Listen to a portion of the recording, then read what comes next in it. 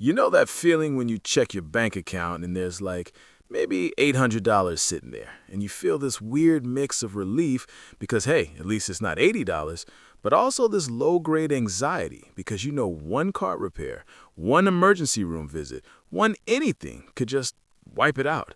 And then you're back to zero, maybe worse than zero, and the whole cycle starts again. It's exhausting, honestly. You're not broke exactly, but you're also not okay. You're just surviving, treading water. And the worst part, you can't even see the shore. You don't know what enough looks like or how far away it is. My name is Robert, and I spend way too much time analyzing why some people seem to build financial security almost automatically, while others work just as hard but never quite escape that paycheck-to-paycheck cycle. And here's what I've realized. There's this invisible threshold, this line in the sand that changes absolutely everything about how money works in your life. It's not $1 million, it's not even six figures, it's $20,000. $20,000 in savings specifically.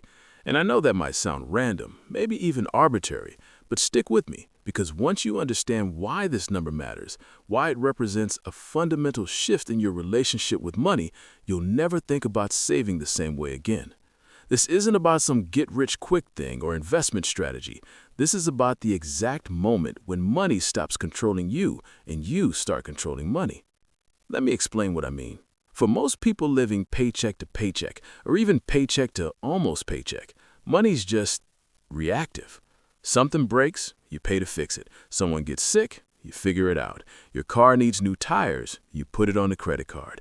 Every financial decision is a response to something that already went wrong. You're always playing defense, right? And when you're in that mode, when you're always one step behind, you can't plan, you can't think strategically, you're just putting out fires. But here's the thing, and this is where it gets interesting. Once you cross that $20,000 threshold, the entire game changes. Because $20,000 isn't just money sitting in an account, it's a buffer, it's breathing room. It's the difference between, oh no, my transmission died, to, well, that sucks, but I can handle it. See, most financial emergencies, the ones that absolutely destroy people's financial lives, cost somewhere between $500 and $5,000. A medical bill, a broken furnace in February, a job loss that lasts 2 months. With $20,000, you can absorb basically any single emergency without derailing your entire life. And that psychological shift, that's huge. I remember talking to this friend of mine, Sarah, who spent years, literal years, stuck around $3,000 in savings. She'd save up to $3,000, then her laptop would die, or her dog would need surgery, or her roommate would move out unexpectedly, and boom, back to zero, back to square one. She told me it felt like she was trying to fill a bucket with a hole in the bottom. And she wasn't wrong, you know? Because when you only have a few $1,000s saved, you're still vulnerable to basically everything. You're still one bad month away from crisis mode. But here's what happened when she finally pushed past that and got to around $22,000. She said it was like someone turned the volume down on her entire life. The constant background noise of financial anxiety just quieted. Her car needed new brakes. Annoying, but whatever. She got laid off and it took her 6 weeks to find a new job. Stressful, sure, but she didn't have to panic, didn't have to take the first terrible offer that came along just to pay rent. She had options. And options, my friends, are what separate financial stability from financial chaos. Now, I want to dig into why $20,000 specifically matters, because it's not just about the raw amount, it's about what that amount represents in terms of coverage and psychological safety. First, let's talk math. Real simple math, though. The average American household spends about $5,000 a month. That number varies wildly depending on where you live and your lifestyle, obviously, but it's a decent ballpark. If you're spending $5,000 a month and you have $20,000 saved, that's 4 months of expenses. 4 full months where you could lose your income and still pay every single bill without going into debt. Do you understand how much power that gives you? You can quit a toxic job. You can take time to find the right opportunity instead of the first opportunity. You can negotiate because you're not desperate. But it goes deeper than that. Once you have $20,000, you also stop getting hit with all those poverty taxes that drain everyone else. You know what I'm talking about. Overdraft fees, late payment penalties, the extra cost of buying cheap stuff that breaks and needs replacing, the inability to buy in bulk or wait for sales. When you're broke, everything costs more. It's expensive to be poor, which is such a cruel irony. But with real savings, you can actually optimize. You can pay your car insurance annually instead of monthly and save 15%. You can buy the good tires that last twice as long. You can wait for Black Friday. Small things, maybe, but they add up. And more importantly, they compound. Here's something else that changes: your relationship with debt. When you don't have savings, debt is basically inevitable, not because you're irresponsible or bad with money, but because life happens and you have no other option. Your kid needs braces. Your AC dies in July. You need to fly home for a funeral. These aren't luxuries, they're just life. And without savings, every single one becomes a credit card charge, a payment plan, another monthly bill that shrinks your paycheck and makes it even harder to save. It's a vicious cycle. But when you have $20,000, you can break that cycle. You can pay cash for emergencies, which means you're not adding debt, which means more of your income stays yours, which means, and this is the beautiful part, you can actually start building wealth instead of just treading water. You move from a scarcity mindset to an abundance mindset, basically. And I know that sounds like self-help nonsense, but it's actually true. Your brain literally works differently when you're not in survival mode. There's this study I read. I'm probably going to butcher the details, but the gist was that poverty and financial stress actually reduce your cognitive capacity, like measurably. The constant worry about money takes up so much mental bandwidth that you have less brain power for everything else. Problem solving, planning, creativity, all of it. It's not that poor people make bad decisions because they're dumb or lazy. It's that financial stress makes everyone worse at making decisions. But when you have that cushion, when you have $20,000 sitting there, you get your brain back. You can think clearly. You can plan for the future instead of just surviving the present. And that's when the real magic happens, honestly. Because once you're not constantly reacting to emergencies, you can actually be proactive. You can start investing. You can negotiate a raise without fear.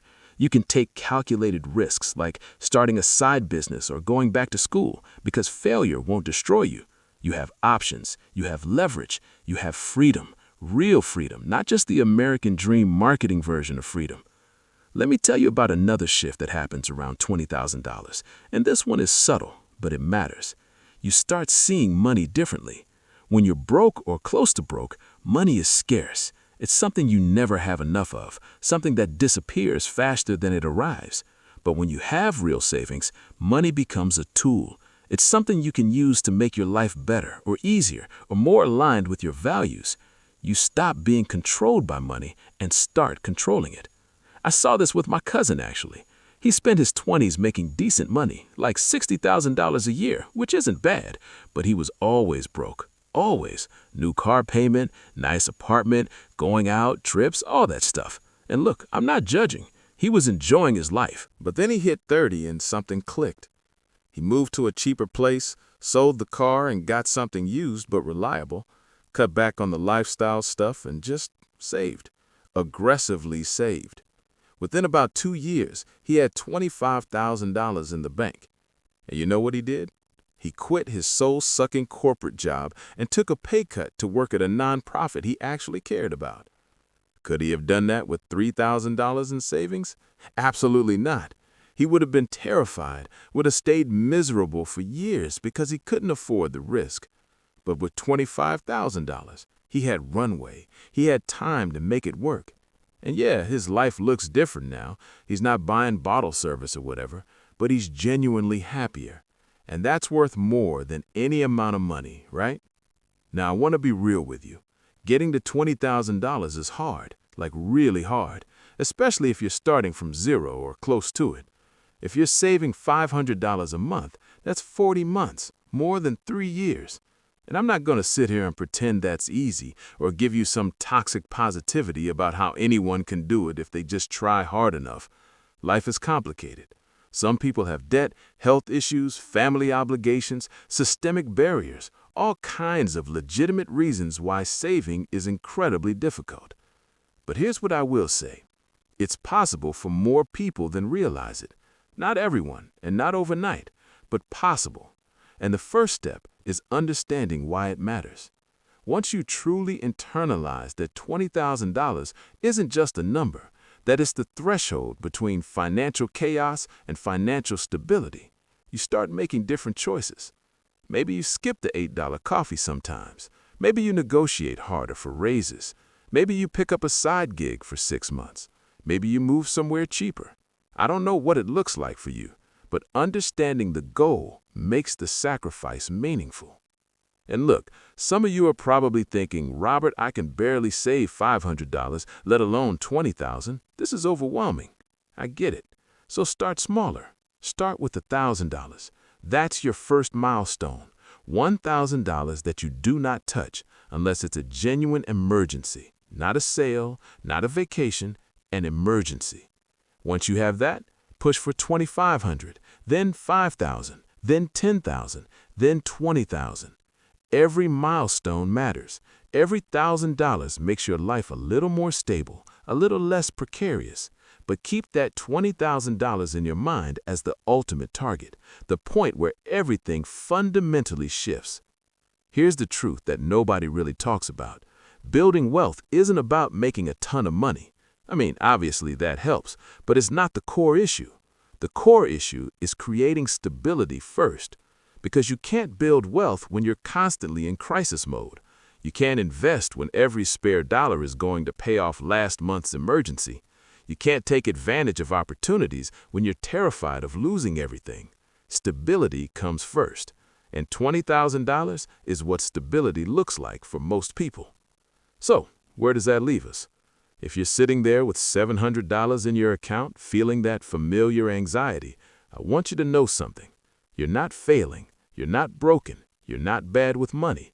You're just stuck in a system that makes it really, really hard to get ahead, and you haven't crossed that threshold yet where the game changes.